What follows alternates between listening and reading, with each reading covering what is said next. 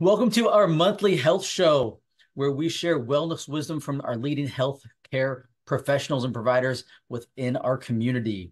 I'm your host, Dr. Kala Eulitt, and I'm excited to bring back this show. As many of you know, we were doing this on a regular basis, kind of in a post-COVID world. Last year, I took on two major projects that took a lot of my time, energy, and attention, so we had to put a pause on that. But just the feedback from our patients and community was like, hey, doc, when are you going to start bringing it back? We love connecting with local, like-minded healthcare professionals in the area throughout the state of Texas that can help improve our wellness, wisdom, and knowledge. So we are bringing this back. It'll be once a month through this year. Please, as you're listening to this, if you like what you hear, share it. Like, we do this for our patients, for our community, pretty much anybody who's looking to improve their health in any level. Please just share this freely with them.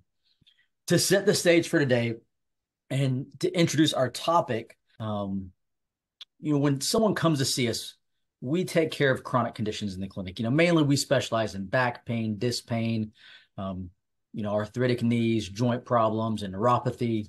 And we take a three-pronged approach. And some of you heard me talk on this before. We look at things neurologically, we look at things structurally, and we look at things metabolically.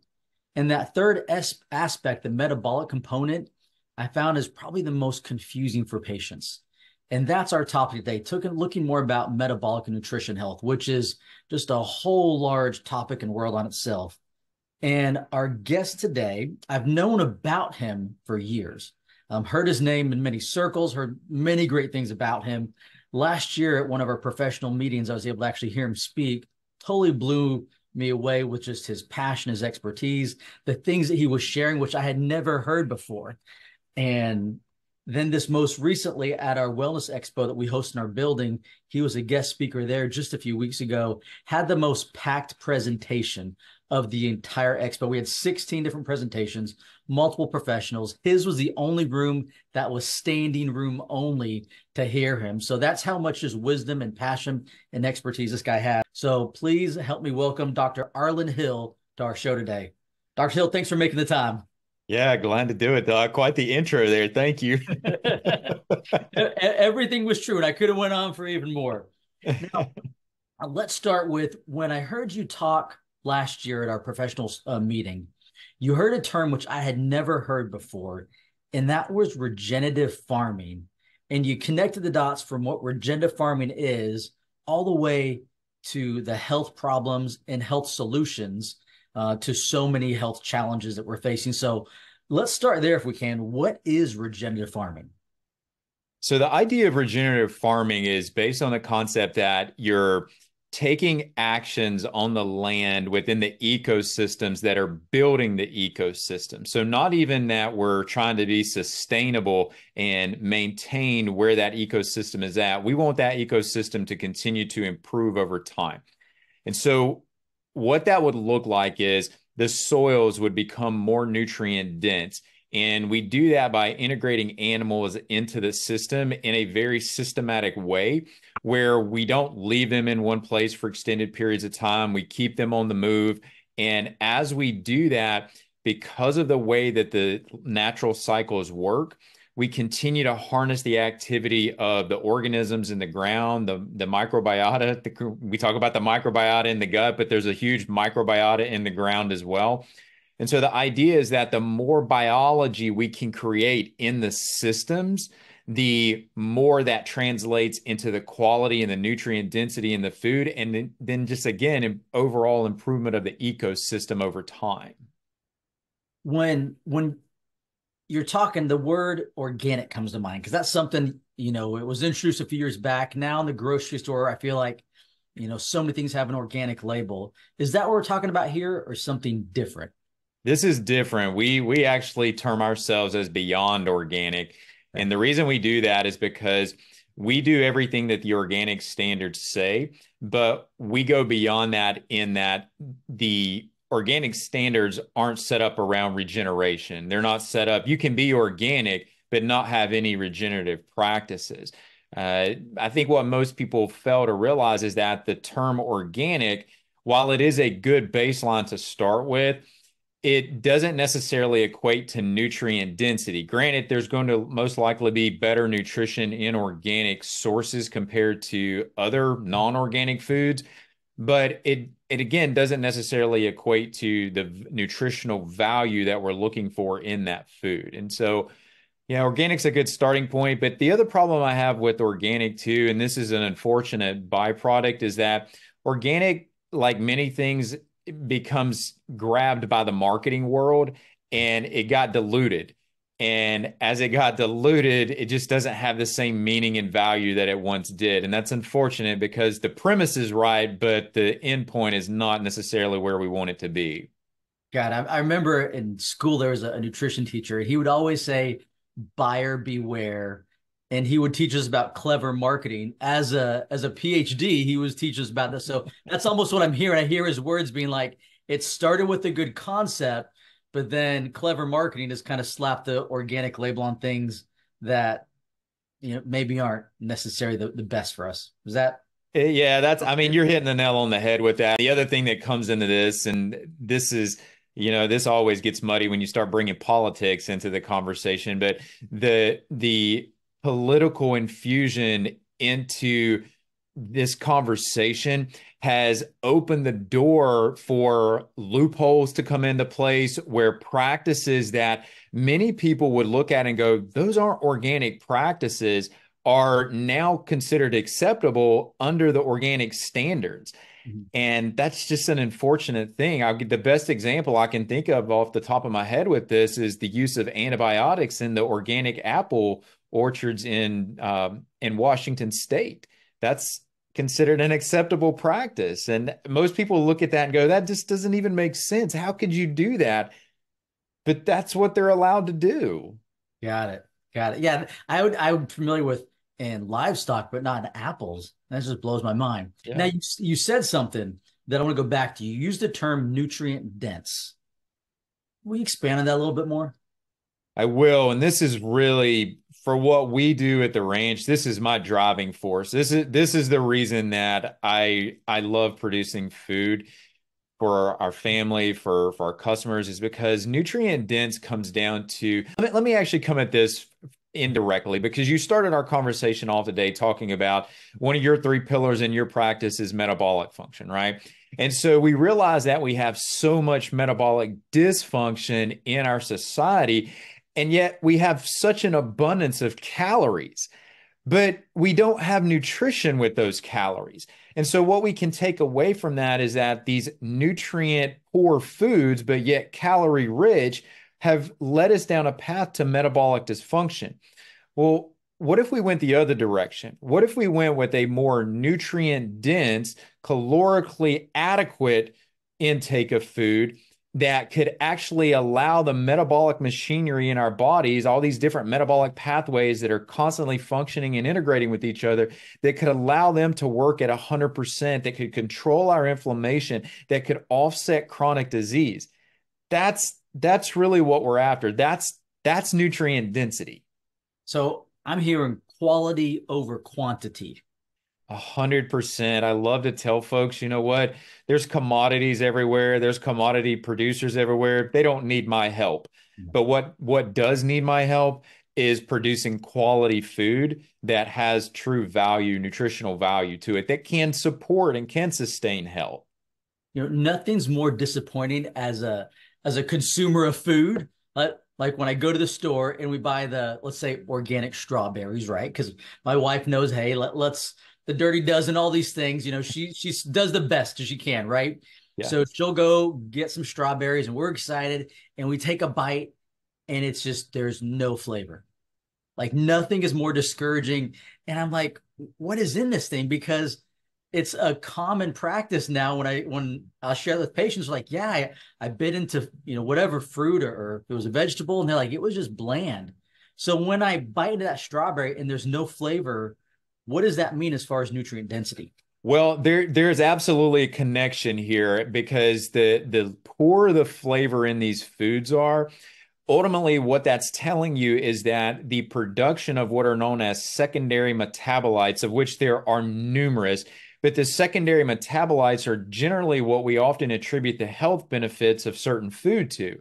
And so when that food doesn't have that whether it's a fruit and it's a sweetness that you're looking for to it, or whether it's, some bitter element to it, whatever flavor profile that particular food has, when that food doesn't have that unique flavor to it, you can draw the conclusion that that food does not have the nutritional value and density that it could have and that it should have. Yeah. And then the ripple effect is if it doesn't have the nutritional density, I'm getting my 5 to 8 servings of fruits and veggies a day. So on paper, I'm checking the box, right? Yeah. So the macros, the micros, there's all these things that you see online now. So I'm eating the proper quantity of fruits and veggies.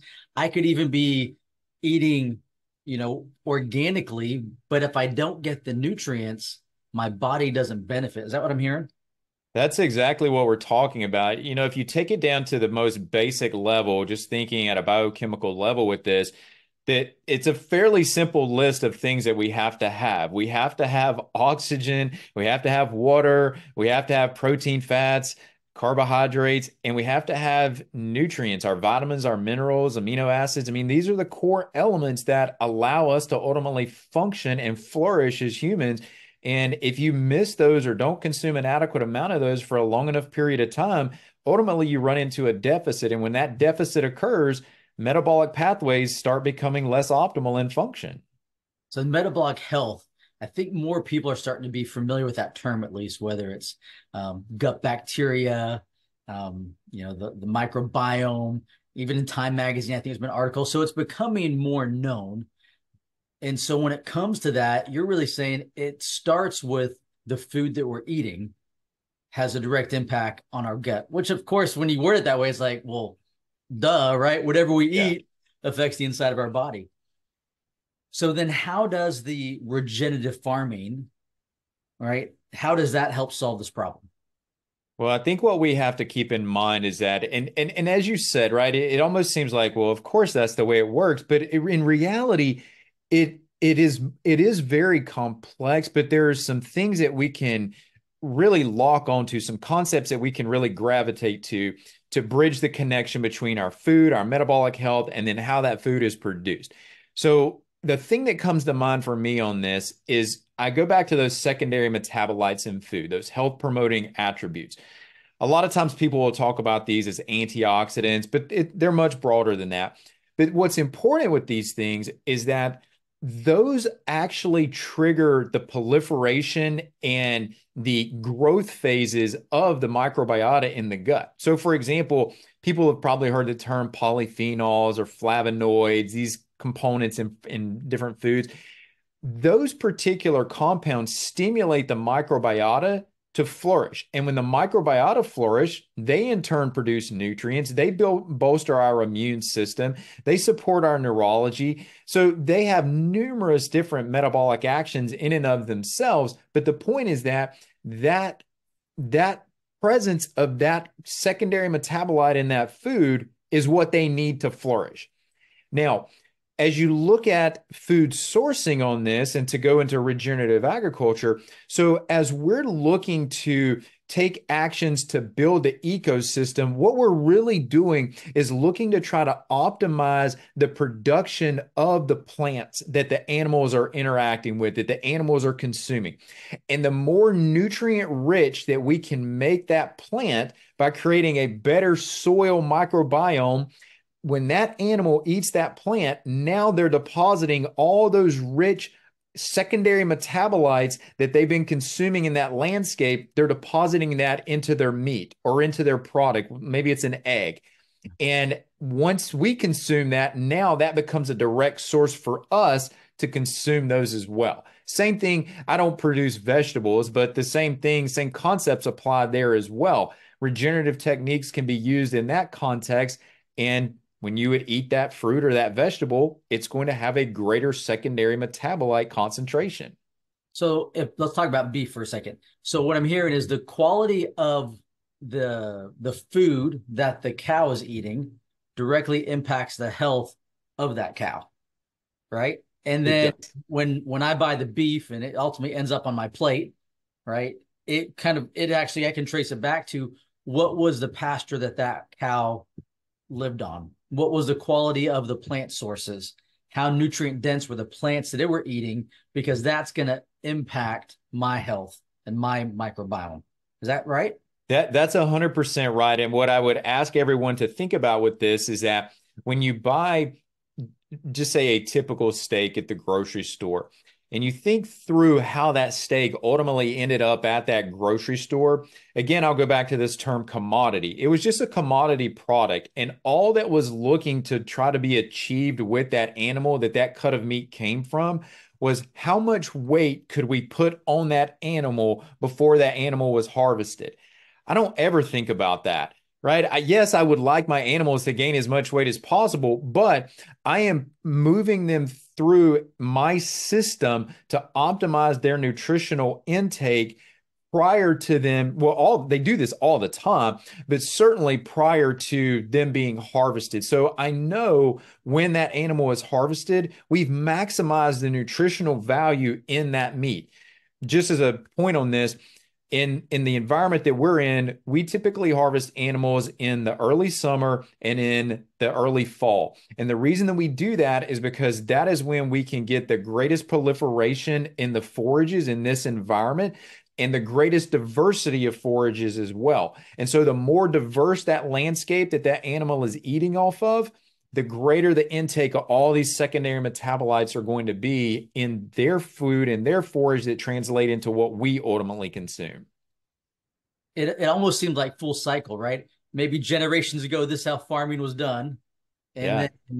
then, fast forward and it's, 2024 now. And most of what we get, like you said, it's a little bit different. But what do you grow I said, what do you grow? What type of livestock is on your farm? Yeah, so we have a diversity of animals, and we try to integrate them together. So we have a beef cattle herd. Okay. We have pastured poultry, so that's going to be meat birds that we raise, chickens that we raise for meat. And then we have chickens for egg laying, we have ducks for egg laying, and we have a dairy cow as well. And we have a few donkeys running around here and there. Okay. So you got a full-time farm in addition to, I know you're still in practice as well, which we'll get to some of that in a minute there. Yeah. If somebody wanted to connect with and get some of the high nutrient dense products that you raise there, like, do we have to drive to the farm? Do you deliver? How does that work? Yeah, you mentioned it's 2024, right? And convenience is top of mind for most people. And so we tried to keep that in mind as we looked at how to bring our food to individuals out there. And so we have a delivery.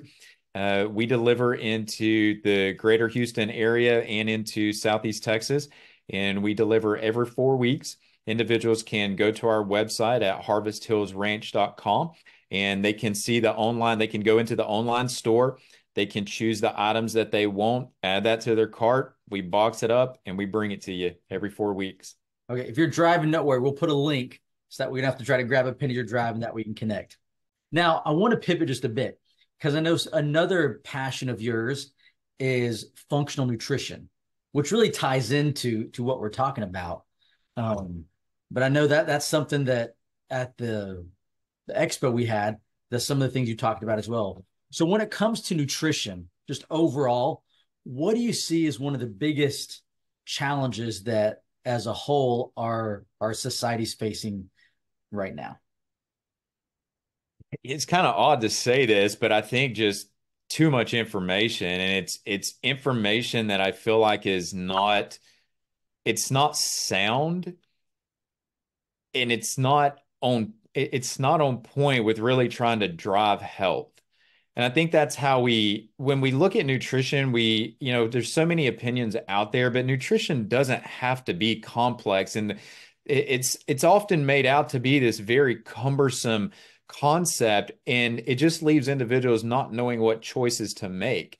And it doesn't have to be that way. And I think at its most simplistic way of thinking about it, just eat real food.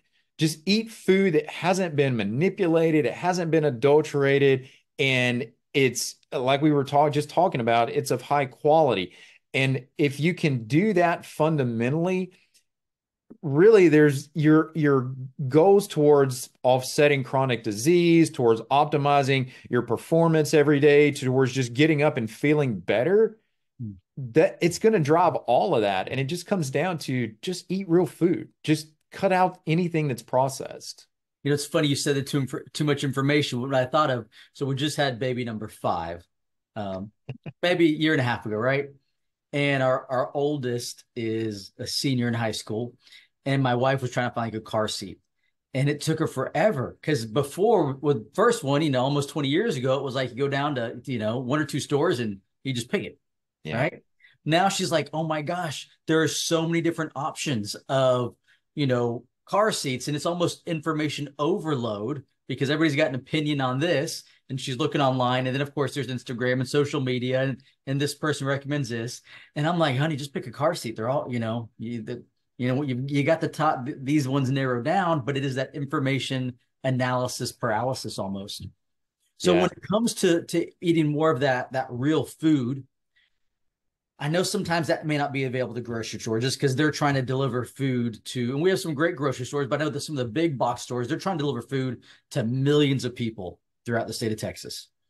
Where would be some places that one could look for real food in their Well, communities?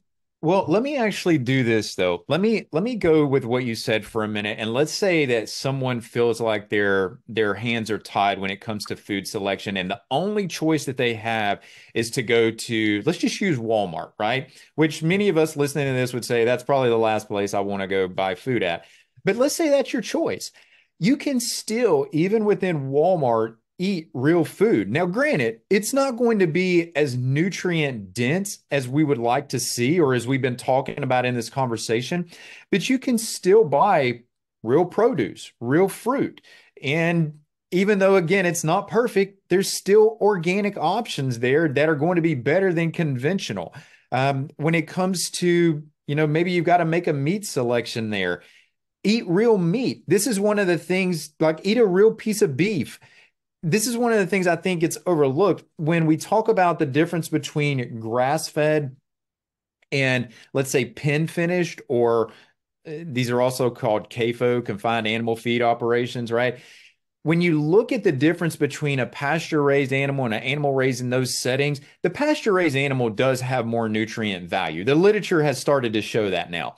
But it doesn't mean that there's no nutritional value in a conventional cut of, like a conventional T-bone or a conventional steak, right?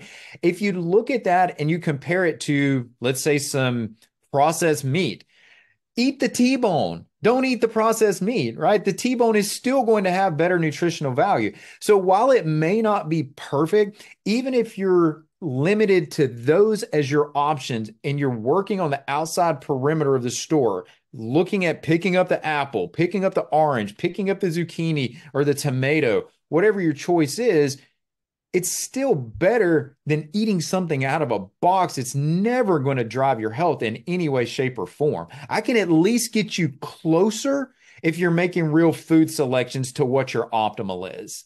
That makes sense. Almost like a good, better, best, right? Hey, what's going to Yes. be good is whatever you have available, eat the real food. And then Yes. if someone works up that scale of good, better, best, what would be trending in that direction as far as options? Yeah. So, um, I would say at the top is always going, your best is always going to be a local food source, where you can develop a relationship with that individual and know the quality of the food, know the sourcing on the food. A tier down from that is going to be somewhere that is maybe a little more artisan. Like maybe you've got a local butcher, right, that you can go to, and you have some idea, something like that, or maybe a farmer's market. Those are going to be better options. And then a step down from that would be, I don't want to call these a higher end grocery store because that's not the fair way to say, like a Sprouts or a Whole Foods or something like that, but an option that has more choices, right? And then a step down from there would be just a conventional grocery store. Okay, that's perfect because now wherever you're at, you can plug in um, to the appropriate one. You say, hey, this is where I'm at as an individual, and this is where I can feel I can take action. But now I've That's got right. that spectrum of there. if somebody's wanting to connect, man, our time went by super fast. I just saw the clock there. If somebody's wanting to connect, if they're getting into this and be like, okay, this sounds really good, it makes sense, but they're feeling overwhelmed. If somebody wants to connect with you, like in addition to the farming, you still are in clinical practice, right? Is Correct. doing helping people navigate nutrition, rebuilding their gut, and so forth. What are some of the areas in that aspect of your practice that you focus on and help Yeah, so patients? I have a big emphasis in practice on looking at the health of the gut. And I really put a lot of emphasis on the small intestine in the gut. I look at other areas, but I put a lot of emphasis there because I feel like that is an area where when we talk about imbalances in the gastrointestinal tract, more times than not, it's going to be in the small intestine. And if we don't maintain the health of the small intestine, it's a domino effect, and we start to see other areas become problematic. We can see chronic diseases start to manifest. We even know now that there's links all the way up to things like Parkinson's disease with dysfunction in the small intestine. But even things, a lot of individuals have problems with their thyroid and they're trying to figure out, well, how do I regulate my thyroid medication? I feel like my dose is bouncing around and changing. That could just be a byproduct of what's going wrong in your small intestine and you're not assimilating that medication efficiently. Same thing with supplements. If you're not benefiting from supplements you're taking, it may be because you're not assimilating them. And so that's more along the direction of the clinical work that I do. I try to, well, I won't say I try to. I'm very adamant about creating content and putting it on my YouTube channel. And if individuals want to understand more about some of these topics that we're talking about, both for the farm, food, and for what I do with the gut clinically, my YouTube channel, which is just Dr. Arland Hill, is really a great resource to learn more. Okay. We'll put links in there too, guys. Don't worry. That way you can connect all to Dr. Hill. And we'll put all the resources you have. We'll make sure that we can connect so that way people can learn more. And then as appropriate, and if they feel they need help, they now have your contact and can reach out to you. Kind of as we're wrapping up here in just our last couple of minutes here, Dr. Hill, what'd be one final thought to share with someone listening to this? I'll ask for two things, right? Someone who is just hearing and they're just grasping the role of nutrition. And this is like, oh my gosh, I'm in that overwhelmed state. Where do I start? Right. And then the second tidbit I'd ask for you is somebody who's further along in that journey, what would be more of maybe a intermediate to advanced health tip someone could apply? So for the person that's just starting their journey, the thing that I would say is find some local resources. Find someone, and you can really summarize this down to 2 to 3 local resources. So I would think about it this way. Find someone who can supply meat. So your beef, your chicken, your turkey, those types of things. I forgot to mention earlier the turkeys. We do turkey too. But find a meat supplier. Find a produce supplier that you trust. So whether that's going to be vegetables, fruit, those types of things. And then if you consume dairy, find a local dairy supplier that can offer you a raw dairy source, right? So that's what I would say for the person that's just getting going. And those individuals, as you're interacting with them, they'll help provide information for you, and they'll begin to feed that interest that you're developing in a different way of consuming food. And what's cool is from our experiences, you know, once you get like even to one of those, usually they have relationships. So even if you're like, you know, if you find someone for your meat products, usually they know someone who may have vegetables and fruit, and they know someone else who does eggs if they don't. So it's kind of this cool, like, I want to say underground network, but there is networks that I found are established in most communities. You just got to get the door in and your foot in with one of them. And so that's a great tip. Now for more intermediate to advanced tip. Okay, so for more of the intermediate to advanced, I would say learn about the food that you're consuming and learn how it is unique to you. Because this is one thing that is we often hear. So I mentioned too much information earlier, right? So one of the thoughts that I have around too much information is that let's just pick something here and say like the keto diet, right? Like everybody needs to follow the keto diet.